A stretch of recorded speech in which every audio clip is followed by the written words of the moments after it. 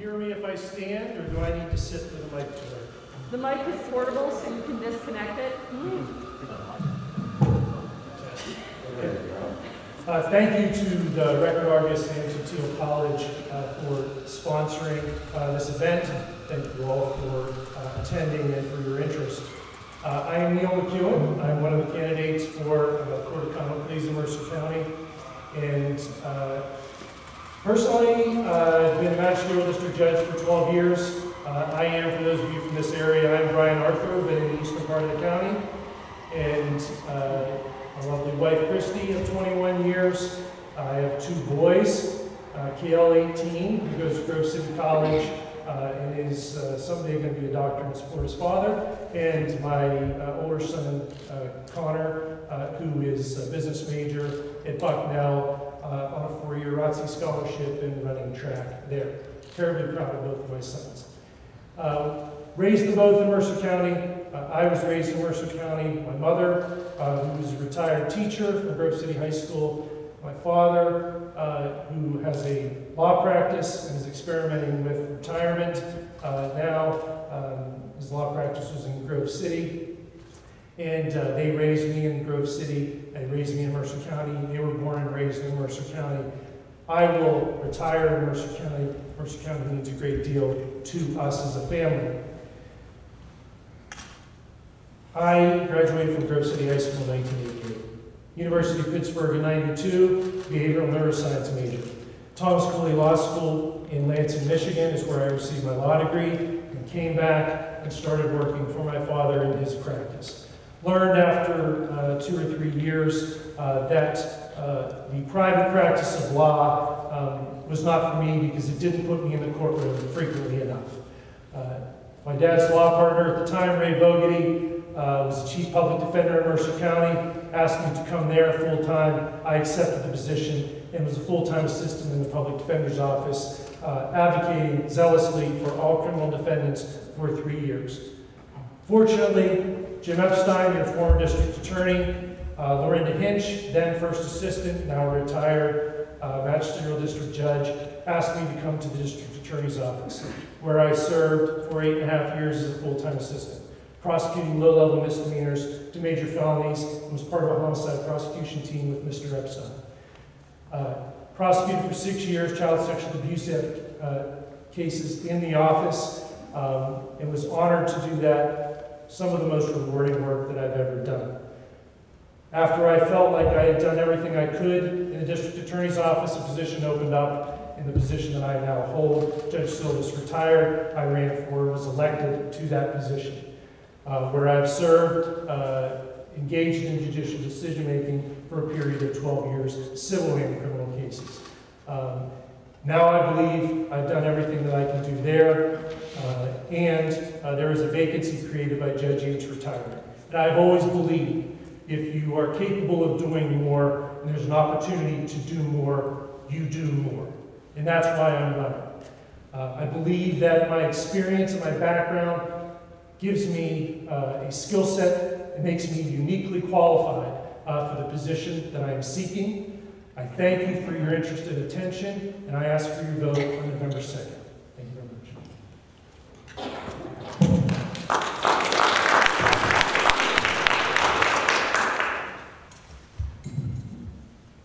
Good evening, everybody. My name is Bill McConnell, candidate for Mercer County Common Pleas Court Judge. I'm 57 years old. I currently reside in the city of Hermitage with my wife, Jennifer. And Jennifer and I have a 7-year-old son who's at home right now. I was raised in the city of Sharon. I'm a 1982 graduate of Sharon High School. I received my undergraduate degree from Westminster College. I was both a high school and college all-conference football player. I received my law degree from the Duquesne University School of Law in Pittsburgh, where I was a member of the Law Review. I started my legal career in the United States Marine Corps as a judge advocate. I'm a graduate of the Naval Justice School in Newport, Rhode Island, where I was certified and qualified under the Uniform Code of Military Justice as both a criminal military prosecutor and a defense counsel. I served extensively overseas with the Marine Corps. I'm a Persian Gulf veteran. I served in South Korea, Okinawa, Japan, and saw duty in both Kuwait and Saudi Arabia.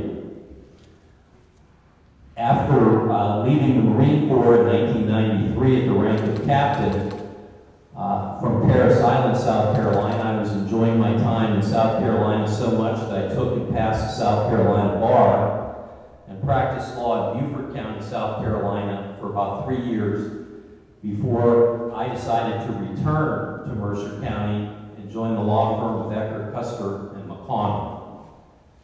I have over 30 years of broad legal experience, criminal legal experience, civil legal experience, and significant courtroom experience. Over my tenure as an attorney, I've served for 8 years as Mercer County's solicitor, litigation solicitor, advising the tax assessment office, the election office, handled union arbitrations as well as civil matters for the county. I've been a township solicitor. But the reason why I'm standing here before you tonight as a candidate for judge is not because I'm looking for a job, it's because I believe in the importance of public service. I have my whole adult life. I think it started when I joined the Marine Corps over 30 years ago, and even though I've spent most of my career in the private sector, with the exception of my military experience, I've found times in my life where I felt an obligation and duty to step up. And I've done that a couple of times. The city of Sharon, my hometown, was in financial distress in the mid-2000s, and I ran and was elected on a nonpartisan basis to be the chairman of the city's Home Rule Study Commission. And I also presently serve as an elected commissioner in the city of Hermitage. And I've done that because I believe that good people that are qualified should step up and try to make a difference for the community. And so that's why I'm here, and I'm looking forward to this debate. I want to thank Thiel and the Record Argus. This is the first time, I think, Neil, that we've had an opportunity to really debate in person. I think hopefully it'll be informative, and appreciate the opportunity to be here. Thank you.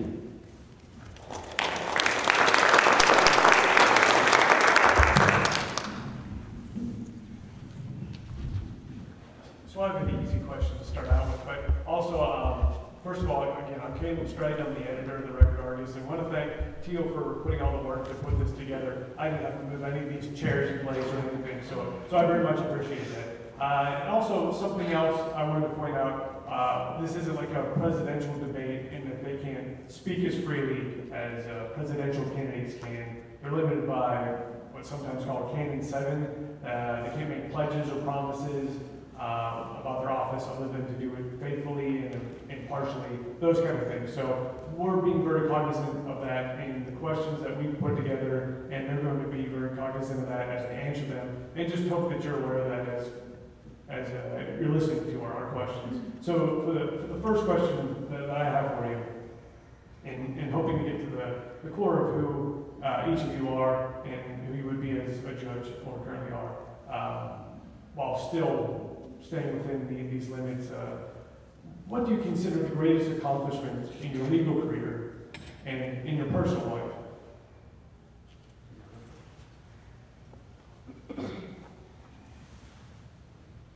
I would say in my legal career is the fact that, after practicing law for a considerable amount of time, I was able to establish my own law firm.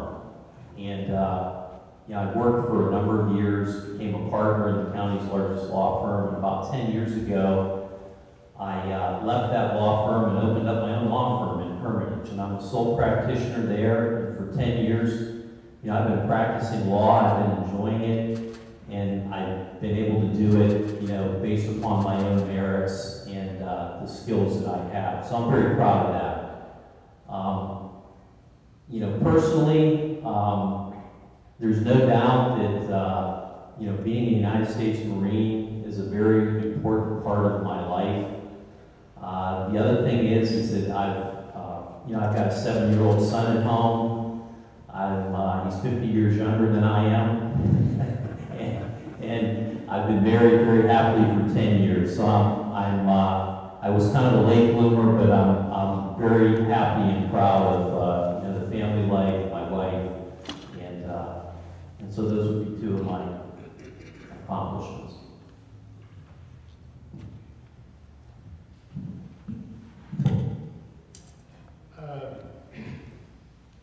Excuse me if I get a little emotional. Personally, my greatest accomplishment is what my wife and I have raised in our 2 boys.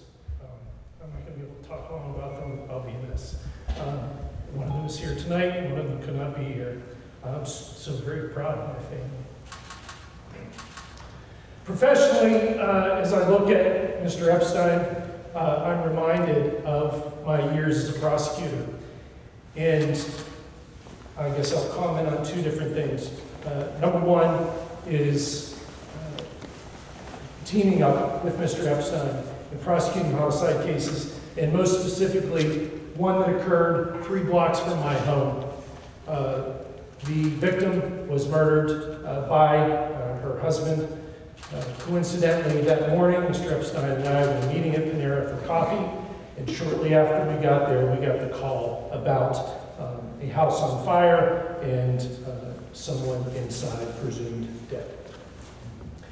Mr. Epstein and I prosecuted that case, and I can only tell you that prosecuting a homicide that occurs in your community in which you live is suffocating pressure.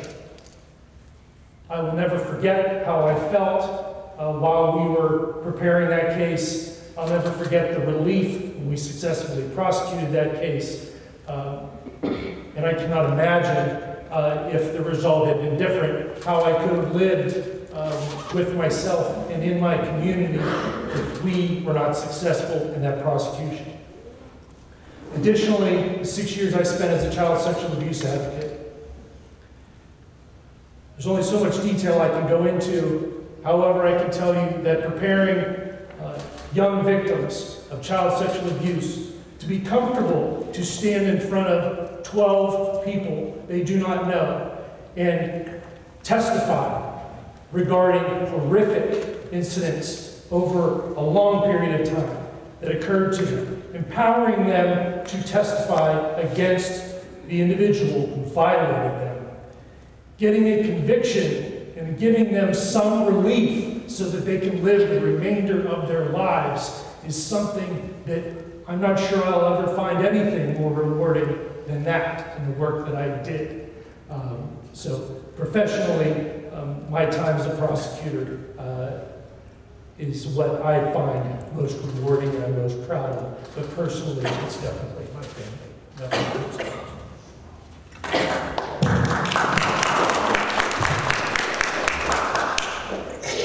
Thank you both. For our next question, if you observed a party in your courtroom being poorly represented by an unprepared or ineffective lawyer, how would you handle the situation? That's me.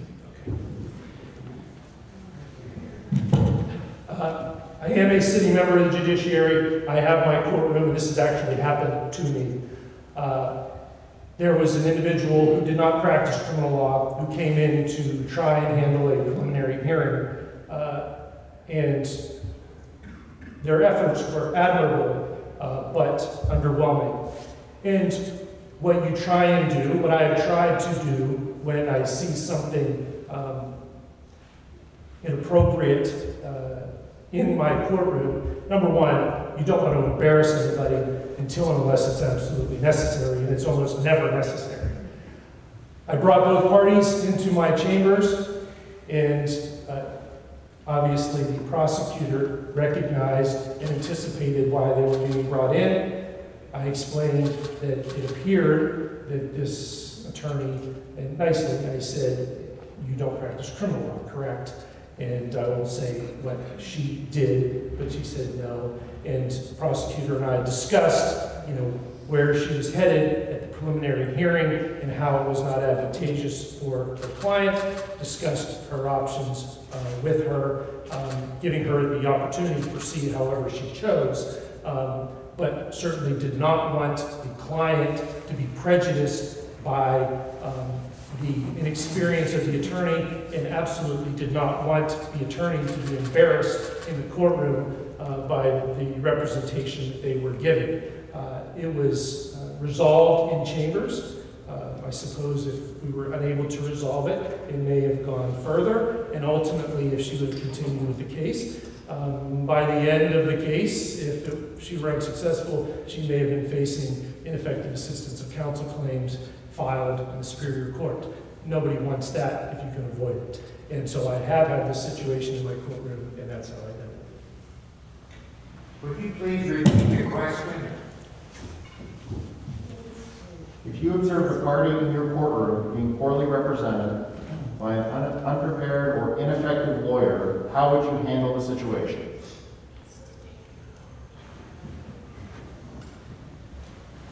I think as a judge, you know, you're there to make sure that justice is done. You know, if somebody is representing a client in a very deficient manner, you know, below standards, I mean, I agree. I think, you know, you have to address the situation. You know, but I think that gets tricky too, because, you know, you're going to go into court and you're going to have better attorneys. You do every day. You know, you go into court, there's attorneys that have higher skill levels, but I think that if an attorney is in a courtroom and they're representing a client and their representation falls far below minimal standards, that I think it is the duty and obligation of the judge to diplomatically intercede. Because at the end of the day, you know, you most definitely don't want that client to suffer prejudice because of the ineffective assistance of counsel, especially if it falls below what we would consider minimal standards.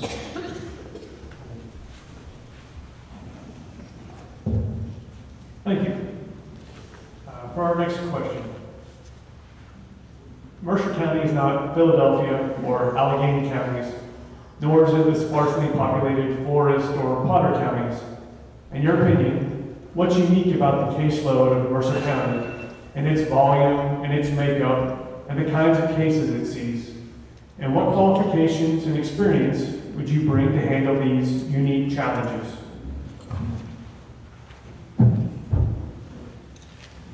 Well, one of the things I've learned in the last 8 months running for judge in Mercer County that has surprised me is just how big and diverse Mercer County is.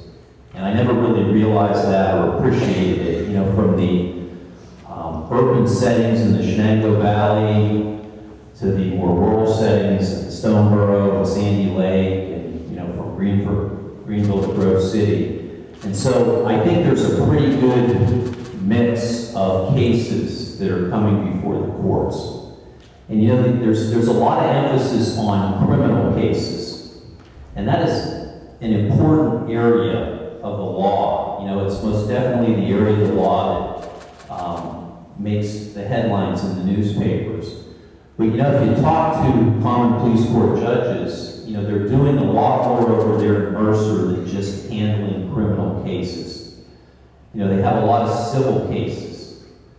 They have a lot of divorce cases, custody cases. So even though criminal cases are important and significant, there's much more going on there than just criminal law. And so, you know, when I look at that, I think that, you know, one of the reasons why I think I'm well qualified for this job is because not only do I have a lot of substantive criminal experience, but I also have a lot of broad civil experience in a lot of different unique areas of the law that I think would help serve me well as a judge.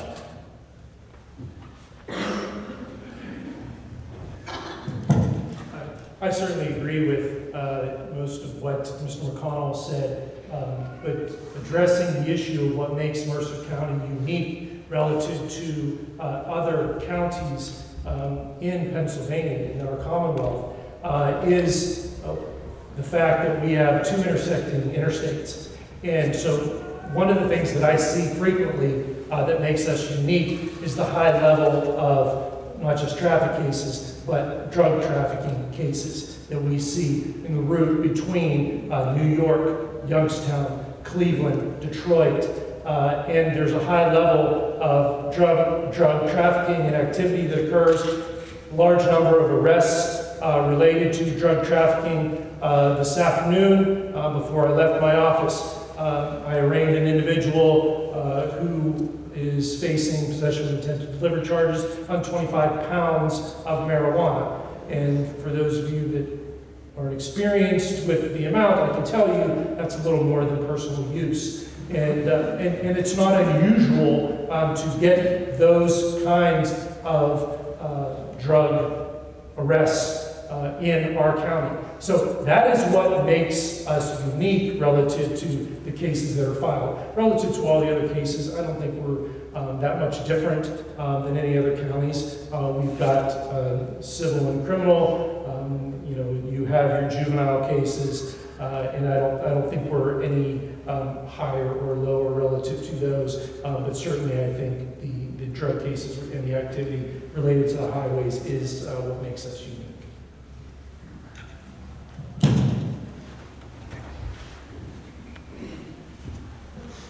Please describe a situation in which you took a controversial position that angered or offended people and explain how you handled it.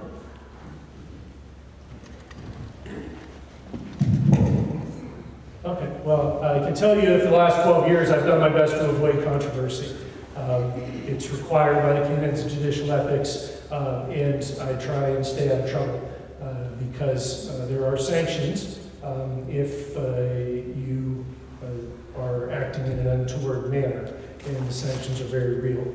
I guess my recollection is the most controversial things that I've ever done professionally are related to the individuals that I represented in the public defender's office. And I can tell you that my friends were not happy whenever I would be a zealous advocate for someone charged with rape or someone charged with aggravated assault. And I guess, so that would be controversial from their standpoint, not mine.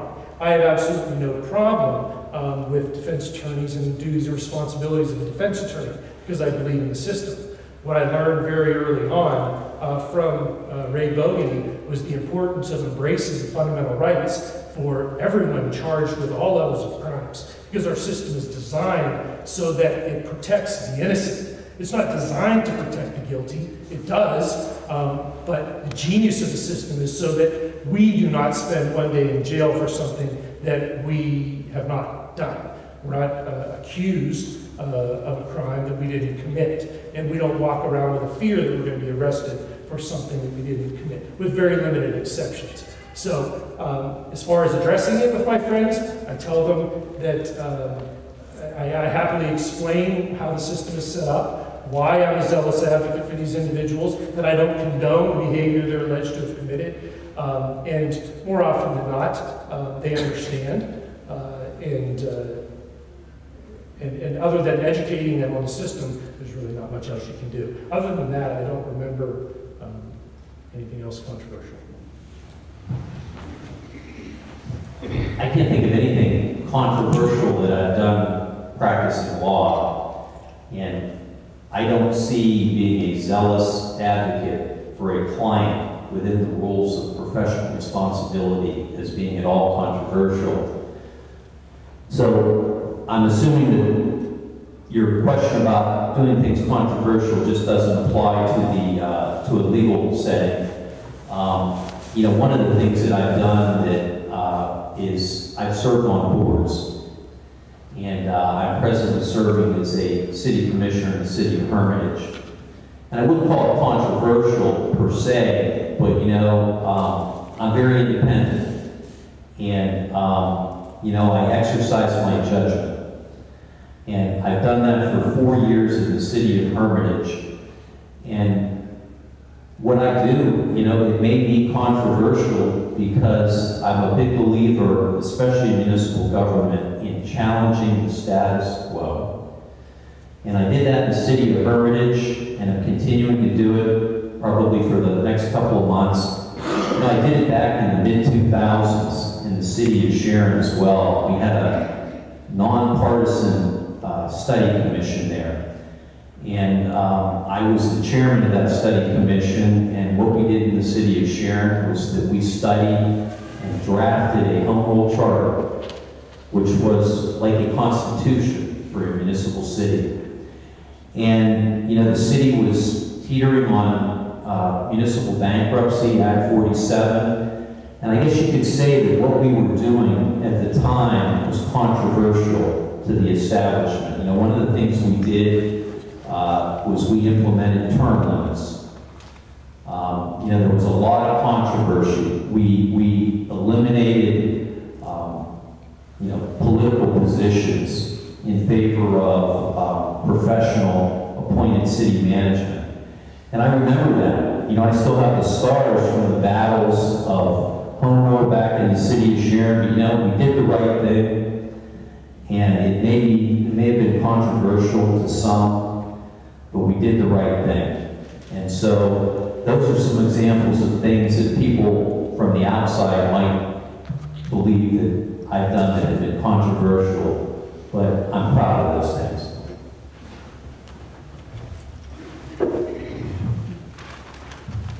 Thank you. This is the last of my prepared questions. The core of the question is, what is your general judicial philosophy? For me, though, there's a bit more subtext to that. As a voter, I'm curious about your conception of justice. For you, is it punitive? Is it about retribution? Is it about bringing safety to the public or bringing peace of mind to victims? Is punishment, isolation, or rehabilitation a focus? And how do you accomplish these goals from the bench? But again, the core of the question is, what's your general judicial philosophy?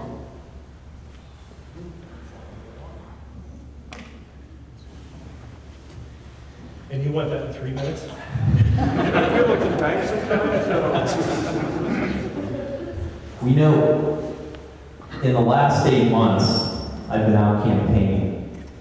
And one of the things that didn't surprise me, but disappointed me, was just how divided we are politically, not only in the nation, but here in Mercer County. And one of the things that I think is so important right now for our judicial system, you know, especially since, you know, our national situation is in turmoil, that we make sure that the people that come before the courts in Mercer County or everywhere have faith in the system. And, you know, they need to feel when they come into a courtroom and when they come into my courtroom that they're getting a fair shake. And I think that's so important. And, you know, one of the things we can't pledge and commit to a lot of things, but one of the things that I've pledged is that when someone comes into my courtroom, I'm going to listen. I think that's important. I'm going to treat people with respect, and I'm going to decide cases in a fair and objective manner. And I'm not going to rule in everybody's favor, but you know, my goal is that when somebody walks out of my courtroom, even if they haven't received a favorable ruling, that they felt like they've been given a fair shake. And maybe they disagree with the ruling, but they respect it. And I think that is so important because we have to maintain the integrity of our justice system, especially when a lot of people out there are losing faith in our other branches of government. And so that's kind of my philosophy. And I know you poured a lot into that question. You know, I'm a big proponent of treatment. You know, we have these huge drug addiction, alcohol addiction, you know, problems out there. I'm a big proponent of the Veterans Court. You know, they're trying to help veterans, non-violent offenders. that have been fighting these wars overseas for years. Give them a little bit of a break in treatment. The state has a drug treatment program. I'm a big proponent in that because, unless we address the root cause, and this is for non-violent folks that have these terrible addictions, they're going to just keep coming back. So in that regard, I'm a big proponent of that.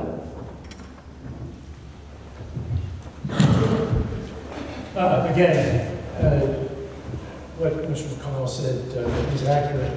You need to be aware of the expectations of everybody that walks into your courtroom, understanding that when you walk on the bench, this is the most important thing to them, irrespective of how serious or not the case may seem on paper. To them, they have expectations of the judge that's presiding over the case. And they expect a full and fair opportunity to be heard. And that's what I've done for 12 years. In every single case, when I walk up on the bench, I try and appreciate the fact that, tornado warning, it would be terrible if after 17 months of working with yoga, it came like tornado. And so, with those expectations, I embrace them. Additionally, what you also need to be careful of as a judge is no one's paying you to watch you perform. The case is not about you. You let the individuals, especially if they're represented by counsel, do their job. Give them a full and fair opportunity to be heard. Apply the facts that you've heard in my court, or if there's a jury, the jury applies the facts to the law that's presented. If the individuals that leave your courtroom, if they remember what you did as the judge, then you've done a poor job, because it's not about us as the judge. And so we need to be cognizant of that. I've tried to do that. If you take the question from a different perspective and say, are you a conservative, a liberal, I suppose, without sounding like I'm trying to appease everybody, I would consider myself a moderate. I, like Justice Roberts, believe that we interpret the law. We don't make or create the law. And in our position that we're running for, we don't write opinions that have precedential value anyway. That's for the Superior Court and the Supreme Court. However, I do believe that you embrace the law as it currently exists, and it shouldn't change until and unless the law needs to evolve. And then you embrace that evolution. And certainly, in the area of fundamental rights, that evolution has taken place when necessary. Because the world that we're living in is not the same world at the time that the Constitution was created. You have to make changes at the appropriate time. But it's important to embrace the original intent of the law and the Constitution. And so that's why I would consider myself a moderate from that perspective. I hope that answers your question. For my last question, I want to follow up on themes that both of you actually just mentioned. The need for individuals in a courtroom setting to have trust in the system, to believe they got fair shake, to use your words, and then also the ever-changing cultural system that we work with. So my question is, what are your views on whether the court as a whole deals effectively with racial and gender bias?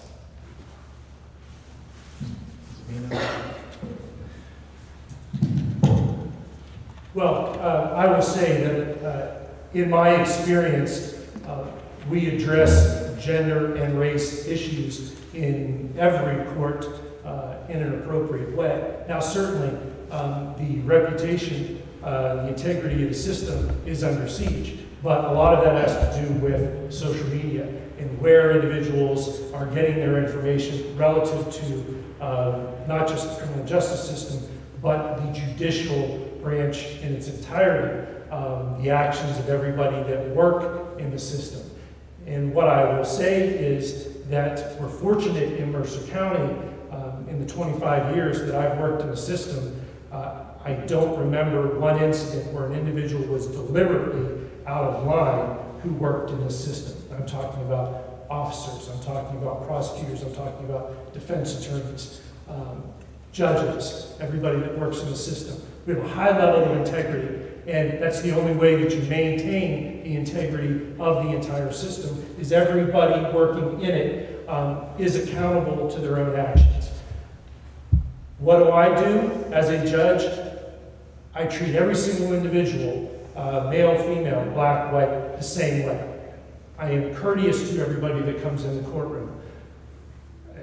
I wouldn't expect anything from any other judge. It's expected of me by the canons of judicial ethics. It's expected of me by my own morality to treat everybody the same way. So that's how I handle it in my own courtroom. How do I get other people to embrace that? For 12 years, I've taught at Slippery Rock University in the Criminology and Criminal Justice Department. Every single student that comes into my class, I tell them they need to stop getting their information from their cell phones, start paying closer attention to what's really happening. Over the course of the semester, and it's not nearly enough, I try and show them why our system is the greatest system in the world. I try and give them additional perspective. I don't give them their opinion. They might make their own opinion throughout my class. But by the end of it, I think they are at least thinking about the system differently. And so I have an obligation personally in my court, and then I also carry that obligation outside my court by teaching my family, my friends, my students.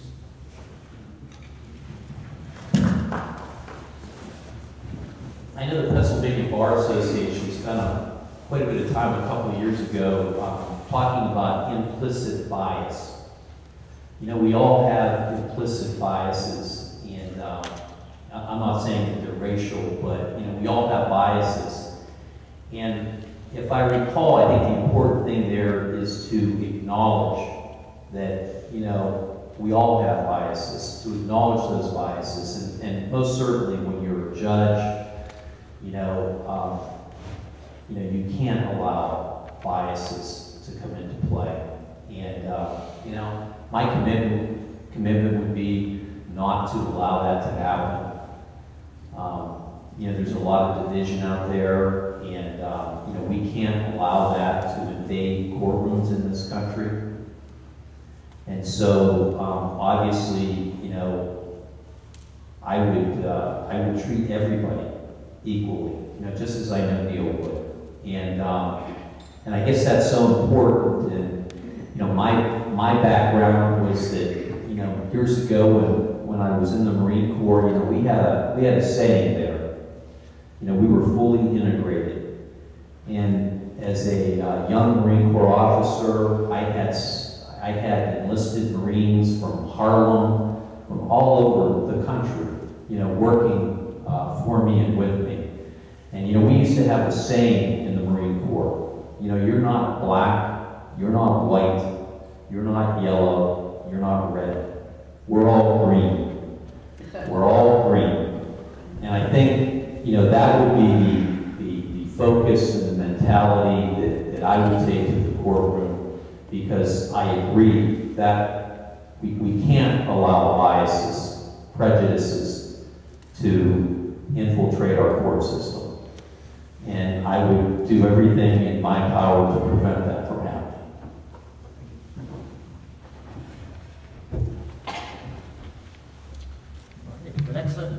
The next section is questions from the floor.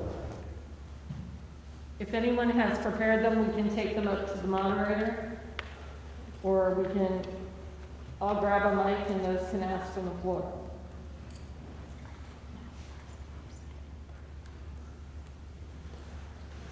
Go ahead. When you assume office, what methods would you introduce or suggest be adopted to improve court procedures and efficiency?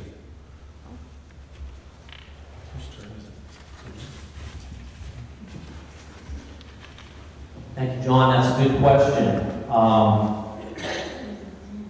I think sometimes even the court system forgets that they're providing a service, a public service. And being a private attorney for as many years as I've been, being paid hourly by private clients to represent them in the court system, it's important it's not inexpensive to get involved in litigation, and I think that the court system, just like municipal government, has to continuously challenge the status quo to see what things can be implemented to improve the delivery service of justice in Mercer County.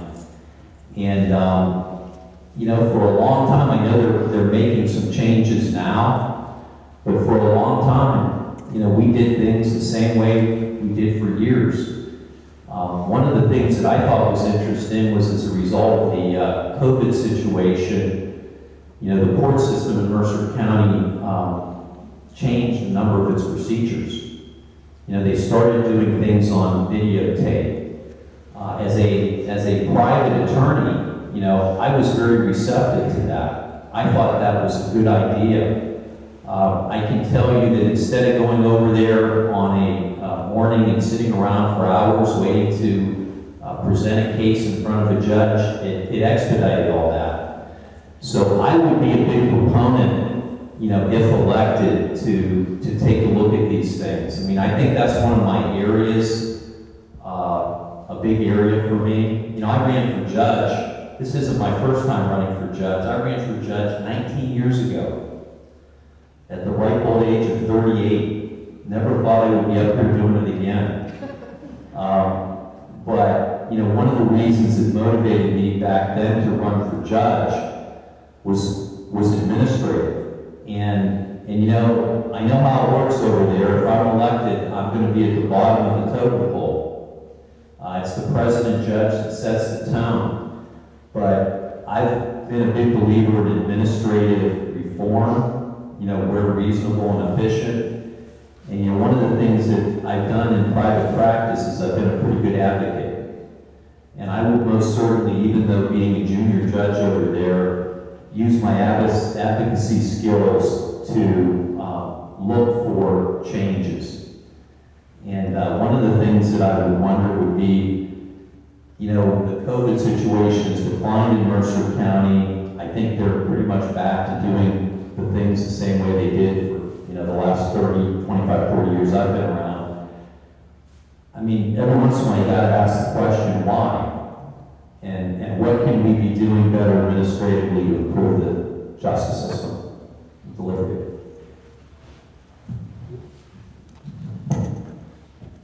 I can only speak to my own court and the magisterial district courts across the Commonwealth, and I'll address the Court of Common Pleas briefly. What they've done to increase efficiency in our courts is, number one, they've started e-filing more and more things in our courts so that there's less and less paper.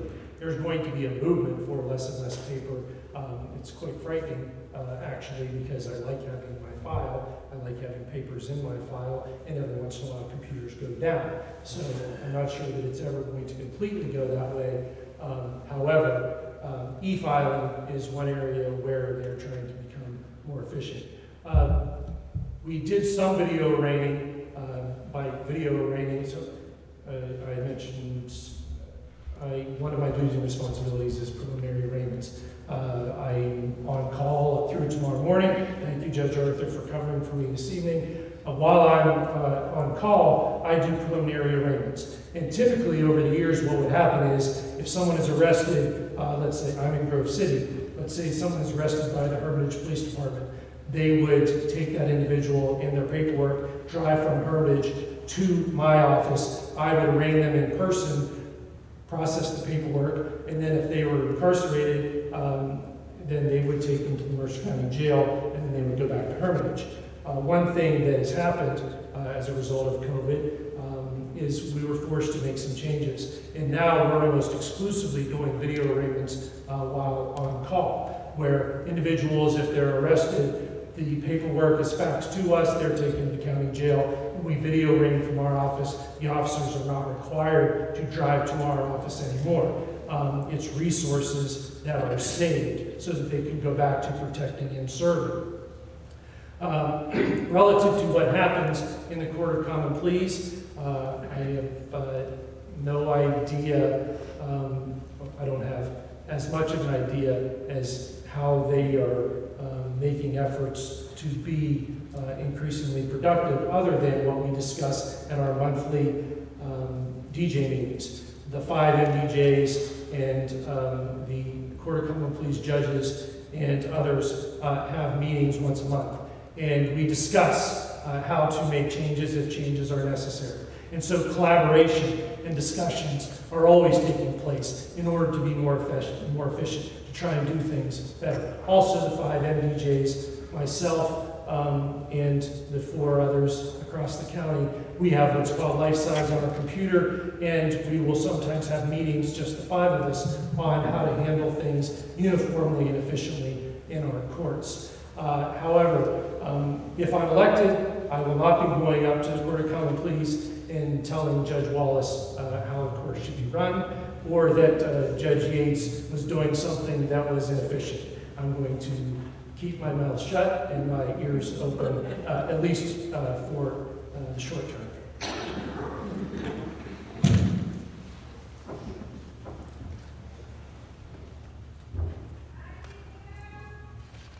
Do we have other questions from the floor?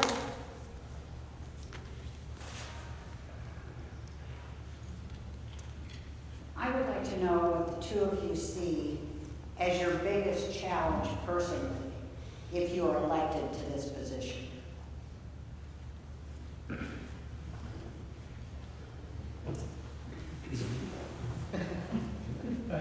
Go ahead.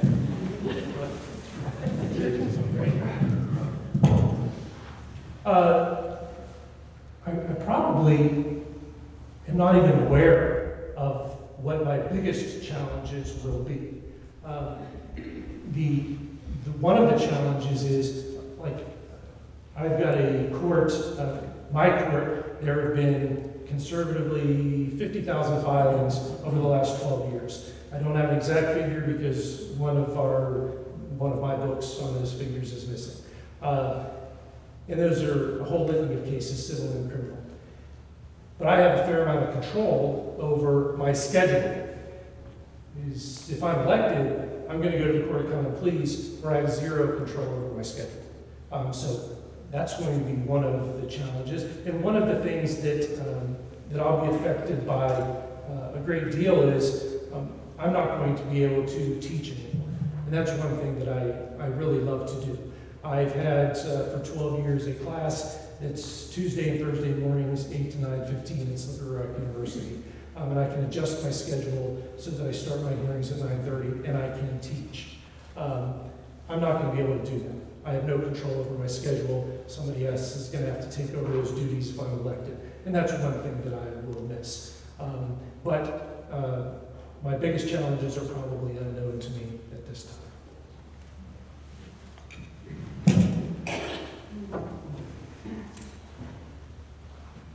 I went through a discernment process when I decided to become a candidate for judge. I'm not going into this with rose-colored glasses because I know that this is a difficult job. And I think, one of the challenges that I foresee for me is that when you get over there in the courtroom, you're going to see people from all walks of life. And you're going to see a lot of brokenness. And a lot of the things that you're going to be doing over there aren't necessarily going to be pleasant. And so I think, that's a challenge for every judge, is to, work through that. I mean, we're not used to seeing the kind of things that are going to be coming into court on a daily basis, particularly the Court of Common Pleas. And so I think that's a challenge. I mean, I think that it's always a challenge to exercise patience. It's always a challenge to listen, and you have to work on those challenges. The other challenge is that you talk to judges, and they live in a bubble. If I'm elected, I'm going to have, I think I'd be the only judge that would have a public school age child, young child. And, I still want to be able to go out and live and interact in the community. And I fully intend to do that. I know some judges, and I heard one district magistrate, when she used to order takeout food, would give a fictitious name. And, you know, I think that's a challenge. I've been in a lot of challenging situations in my life. And I know that's coming, and I'm going to work really hard to get through that challenge.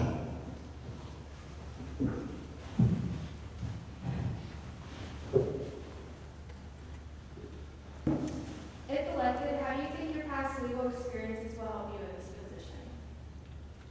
So the question was, if elected, how do you feel your past legal positions will help you?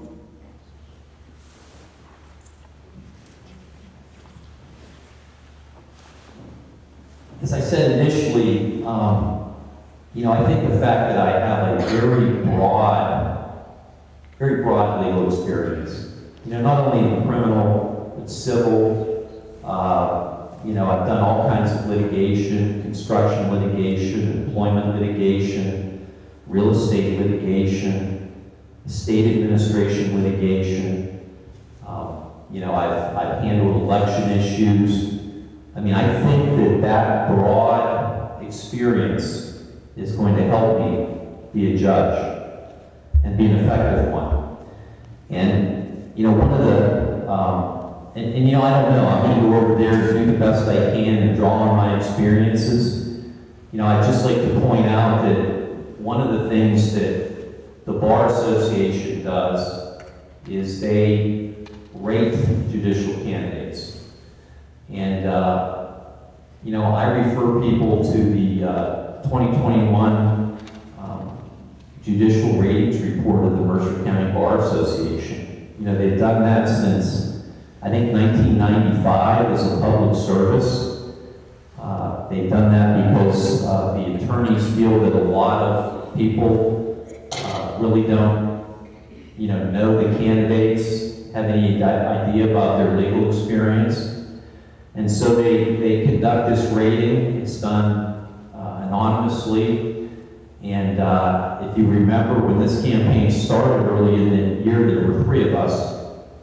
I was the only candidate to receive a highly recommended rating from the Mercer County Bar Association, the members that participated in the ratings process. That highly recommended rating, you know, translates into my peers feeling that I'm capable of outstanding service as a judge.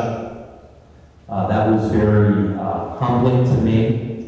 You know, the other thing that our peers did was they rated us not only with an overall rating, but they also rated us in specific categories of competence, experience, temperament, integrity.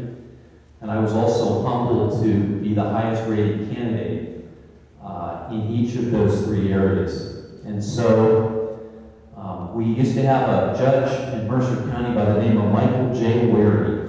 And I got a kick out of him because he used to say, you know, figuring out what makes an attorney a good judge is sometimes trying to figure out what makes water wet. And so, you know, I wouldn't be doing this, quite frankly, at my position here in life, if I didn't think I could go over there and do a good job, be effective.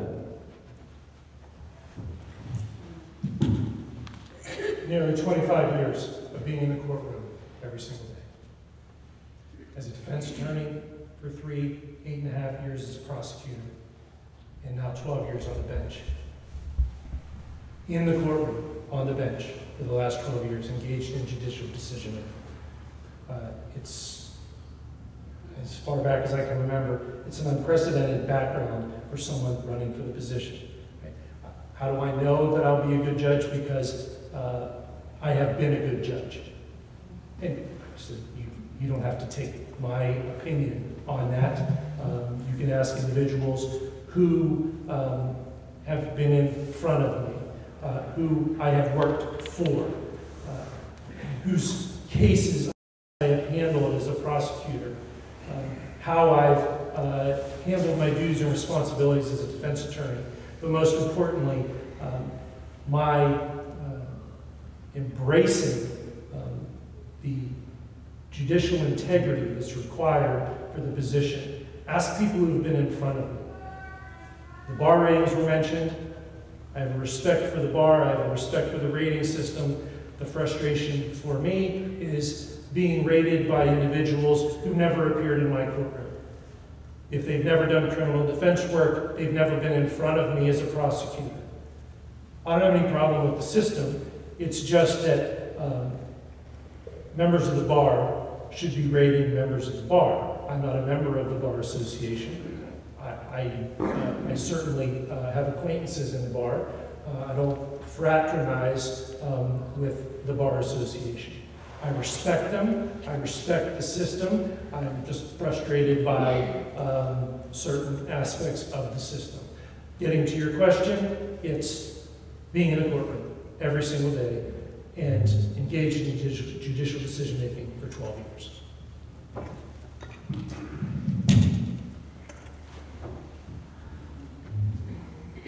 Do we have additional questions? I once spoke with one of the current sitting judges, and he expressed to me that the job, and Bill touched on this, does take its emotional toll on a person. You're going to be seeing details about cases that would give the rest of us nightmares. So my question is, how confident are you in your support system? And if it did become too much, do you feel comfortable seeking further counsel to help you through that? I have a great support system, and Bill does as well. Nothing will affect me more than the emotion associated with my prosecution of child sexual abuse cases. Not even prosecuting homicides is more emotional than what I did in that capacity. Absolutely, one of the challenges for being a judge is you're limited by what you can do. If I were asked what one of my weaknesses was, I would say that I wish I were maybe a little more frigid. As my wife, as my kids, as my family know, I'm an emotional person. And there's justice and there's fairness. And whatever the result is in the courtroom is justice. When you get a result, that's justice. But justice and fairness aren't always the same thing. Fairness is what people want. Justice is what people get. And sometimes when you embrace the law and you enter an order, you make a ruling, it's not always what's fair, but it's what's consistent with the existing law. That's what makes the job tough. If it were just doing what feels right, the job would be easy. For 12 years, I've done nothing but embrace the law. And when the law and what's right mesh, piece of cake. But whenever you have to make a decision that doesn't feel right, but's legal, that's what you take home. And that's what makes the position hard. It's what I've done for 12 years, and it's what I will continue to do, but I know those challenges and those emotions because I've experienced.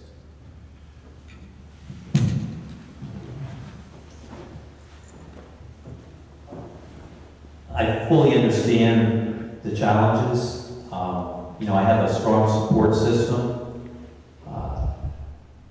Talking about seeing the brokenness that you're going to witness, I'm going to rely on my faith.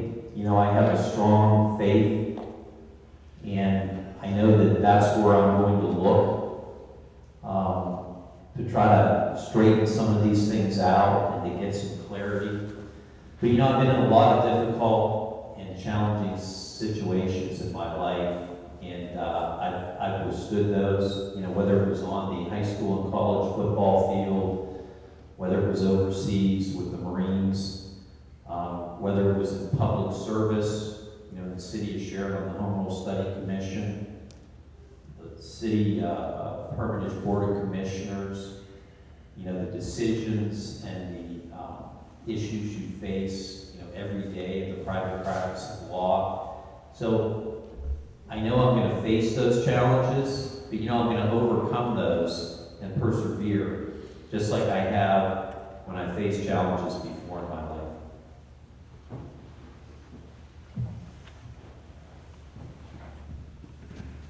One of the questions that was brought up was about gender and race bias.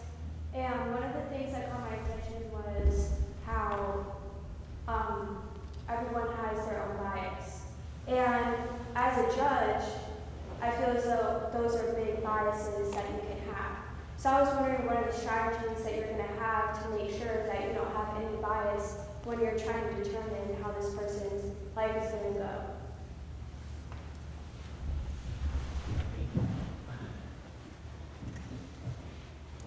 As I said, I think, we all have biases and prejudices, but, what you have to first do to be able to address those is you have to acknowledge them. And that's something that you have to do personally and individually. And so I think that's where you start. And again, if I'm elected judge, that's obviously going to be a priority, because I completely agree that when somebody comes into a courtroom, their race, their gender, their ethnicity, their social status, their appearance, their political affiliation, all that is irrelevant. And we have to treat people, fairly, equally, and justly.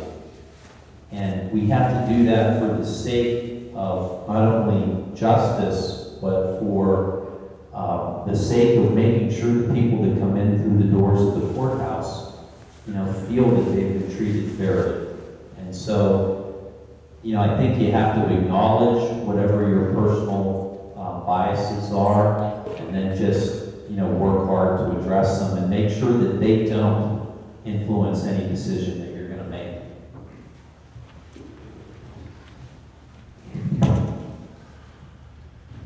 What I've learned to do in my court over the years, and I've made plenty of mistakes. One thing that I've learned is with every person that comes in, don't prejudge them. You can get caught up in first impressions after 10 seconds. And oftentimes, you will learn about people in the first 10 seconds if you see enough of them. And what I've learned is you have to be patient. You have to listen. You have to give people an opportunity to show you that they're not who they think they are. And the latest example actually was not gender or race. However, someone that appeared in my courtroom that ended up being on the spectrum. And I had an individual who was charged with a traffic summary and came in, and you walk on the bench, and the police officer's there, and he tells everybody to rise. And he's very slow to rise. Now, that's happened before with people who are just disrespectful. Okay? He was slow to rise. Sat down, presented himself as having an attitude with the court, with having to be there. As it progressed, I started recognizing things that seemed strange. Fortunately, had family members. I was not quick to admonish him for certain behavior that might otherwise be improper. And when it was all done, his family member came up to me and told me what I suspected, and that was he was on the spectrum. And she appreciated that I recognized that when I told her that I, in fact, recognized that that was an issue. But more often than not, if you listen to everybody that comes in, if you are patient with them, if you are respectful to them, even if they start out being disrespectful, they'll come around. Not always, but more often than not, they'll surprise you. That's what I've done.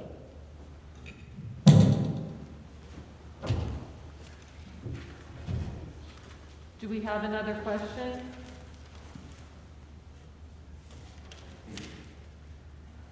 I want to stress that each candidate came here, they were under no obligation. So I want to thank them for their time and their patience and their ability to put forth for this group and what I feel is an important night and an important debate. We're going to give each candidate 4 minutes to do closing comment. Okay.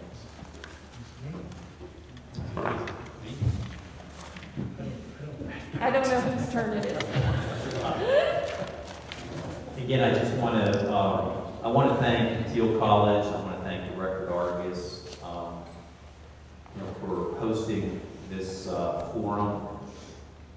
I think this is, again, the first time that, we've had one of these debates. I just want to give my best wishes to Neil and his family. I have the utmost respect for anybody that is willing to get into the political arena. This isn't necessarily easy. There's a lot of commitment, time commitment, financial commitment, and I obviously wish Neil and his family well. My wife Jen and I have had an opportunity to get to know Neil and Christy a little bit better. I am overly impressed with your 2 sons. Your son Cale goes out of his way anytime he sees me in public to come up and acknowledge me and say hello, and I greatly appreciate that. And it shows me that he was raised well. And so I think whatever happens on November 2nd, both of our families are going to be just fine.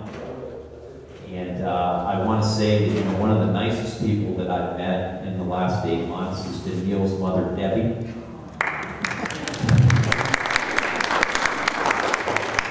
And this has just been a great, opportunity. And I'm just so thankful that I'm in a position personally, professionally, and financially where I can step up and get into the arena. This has been a good campaign. I think a good campaign waged on both sides. I think this is a good example of how you can have a competitive political campaign and be civil, if not even friendly.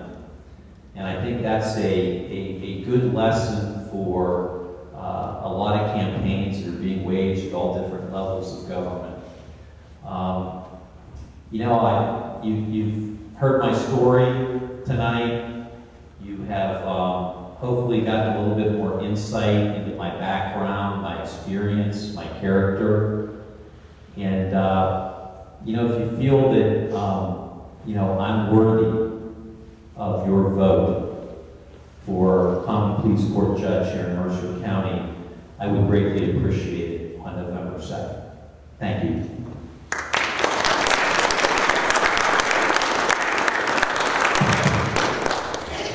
You said such nice things about my family, I'm going to vote for you.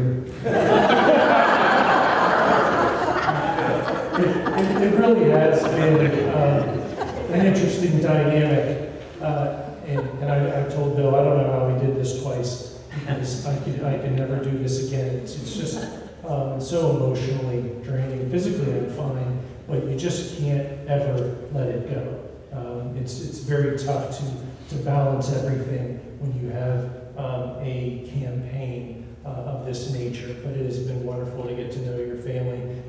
We had a nice breakfast with the 2 of you. Was that 2 weeks ago? Almost 2 weeks ago, I can't remember. And I think a lot of people were kind of wondering why we were having breakfast together, but it was very pleasant.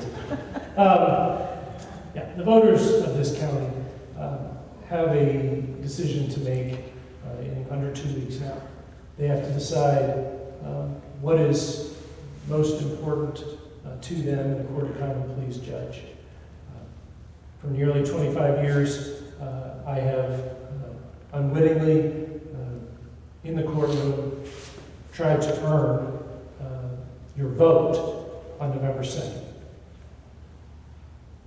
If the fundamental rights of individuals, Mercer County residents, is important, and it's an important characteristic in their next judge, then I believe that wrestling with fundamental rights for those individuals charged with crimes, and teaching the next generation about fundamental rights, which I've done in the Public Defender's Office, and then teaching in Slippery Rock University. I think that's important. I think it matters. If the safety and security of Mercer County is important to Mercer County residents, then 8.5 years as a full-time assistant in the DA's office, prosecuting the cases that I've described this evening, it matters. If proven judicial temperament and embracing the importance of the integrity of the judiciary is important for someone that you intend to vote for next Court of Common Pleas position. In my 12 years as a magisterial district judge engaged in judicial decision-making matters. My entire career, I've tried to do what's right, not what's easy. The easiest thing for me to do, the less stressful thing for me to do, is stay right where I am. This is the last year of my second 6-year term. I could have signed a certificate of candidacy, pay a little bit of money. I didn't have to get signatures. Likely would have run unopposed, had another 6-year term in my current position. A job that I love, by the way. And I'm vacating that position. I am risking my career to run for this position because I believe it's critically important. I'm living by the example set by my father. I'm trying to set an example for my kids. That anything that's really worth something in your life isn't easy. But this is important. It matters. What's in my head and my heart every time I walk up on the bench in my courtroom, what's in my head and heart right now here in front of you, matters. My commitment to you as a voter in Mercer County is that if I'm elected, I will spend my entire career not doing what's easy, but doing what's right. Thank you so much for your interest and attention. Bill, thank you. I appreciate all of you. Have a safe trip home.